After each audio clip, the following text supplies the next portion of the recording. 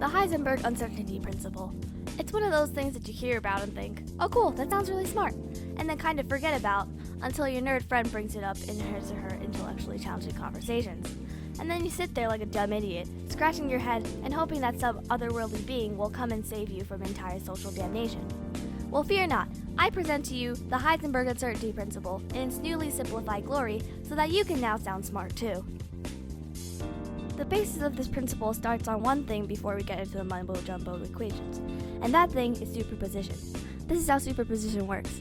A particle is in multiple positions at the same time, with better possibilities of being in certain ranges of position. It's like pointing out the location of Burger King in the US with no specific instruction as to which Burger King to find.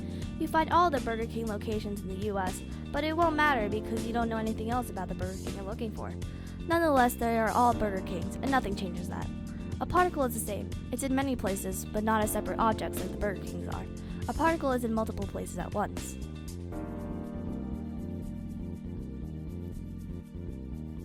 Now say you take these possible locations for Burger King you're looking for, and you say, alright, let's go to this Burger King, and you point at a random Burger King, and you drive there.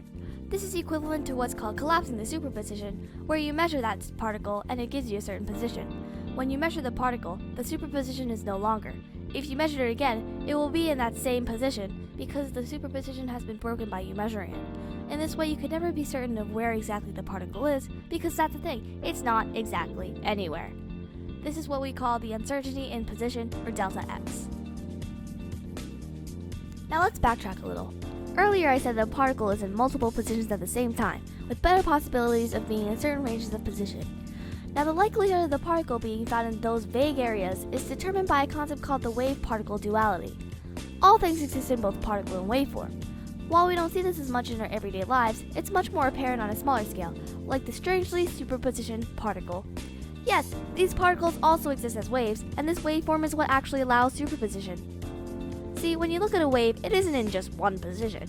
A wave is in multiple positions at once. Sound familiar? When you look at a wave, the peaks represent higher probabilities, while the troughs would represent less likely positions if the particle is to be measured. When a particle is measured in waveform, again when there is never an exact measurement because there is never an exact position in the first place, we call this the uncertainty of momentum, or delta p. Now we have all the parts needed to create our magical equation.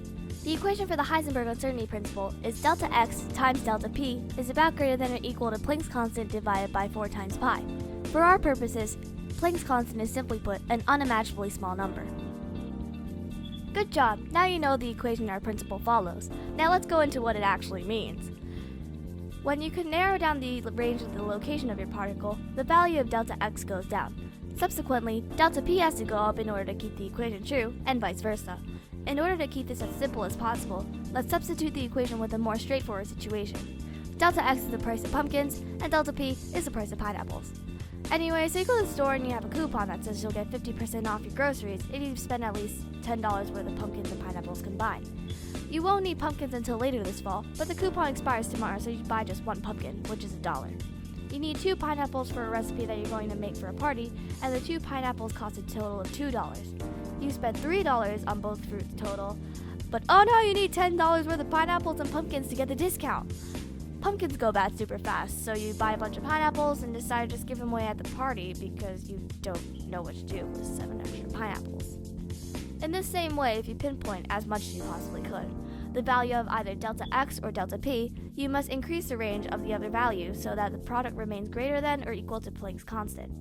The more certain one value is, the less certain you are of the other. In the end, no matter how you measure a particle, it will never be accurate, and there will always be uncertainty. And that's the Heisenberg uncertainty principle in a nutshell.